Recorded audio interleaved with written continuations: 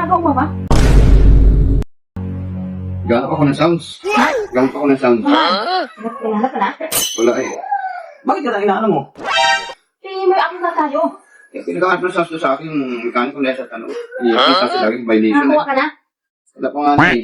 Hihirap maghanap. Yun, kita mo may sounds kanina. Kita Ang mo. laki ng speaker? Oo, kita mo may sounds kanina. Oo. May sounds doon. Kita mo? Iba yung nakita kong sounds. Iba yung masuk ulo ka din. Iba yung nakita kong sounds. Bakit ano sounds yung nakita mo? Diyan ka. Nasa yung sounds na kuha mo? Kanina ako nakuha ang sounds ay dumating naman yung bigla na wala.